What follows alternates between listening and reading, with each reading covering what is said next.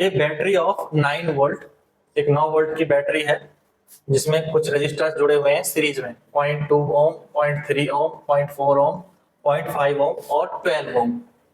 How much current would flow through 12 ohm resistor, ये हमें बताना है कि 12 ओम रजिस्टर के थ्रू कितना करंट फ्लो करेगा। तो इस सर्किट में जो करंट फ्लो होगा वो होगा आई, और पूरे सर्किट में करंट फ्लो जो हो रहा है वो आई ही रहेगा, तो उसकी वैल्यू अलग नहीं होगी। तो बस हमें आई की वैल्यू कैलकुलेट करनी है, करंट की वैल्यू। तो अब देखें आंसर में आए, वोल्टेज कितना है, पोटेंशियल डिफरेंस या वोल्टेज, V की वैल्यू है 9 वोल्ट, और सीरीज में रजिस्टर जुड़े हुए हैं। तो हम अगर इक्विवेलेंट रेजिस्टेंस की बात करें तो ई आर कितना हो जाएगा, इक्विवेलेंट रेजिस्टेंस आर की वैल्यू हो जाएगी, इन सबको सीरीज में ऐड कर दिया जाएगा।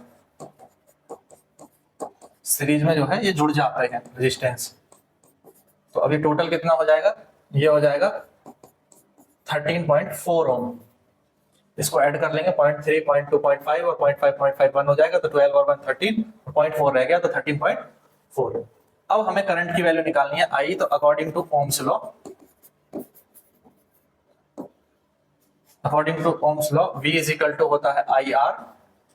तो I इज इक्वल टू हो जाएगा V अपॉन आर, और V की वैल्यू है 9 और R की वैल्यू है 13.4।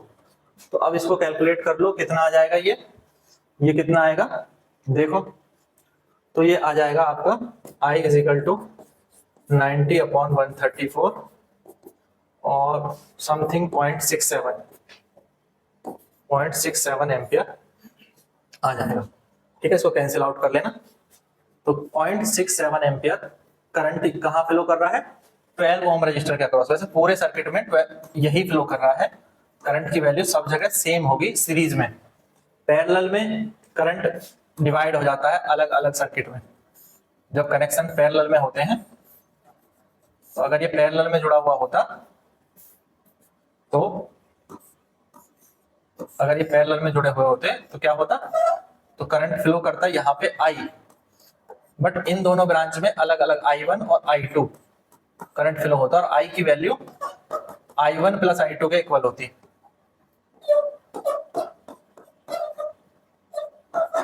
ठीक है, तो ये हमें ध्यान रखना है, पैरेलल में करंट डिवाइड हो जाता है पर सीरीज में करंट डिवाइड नहीं होता है। क्लियर।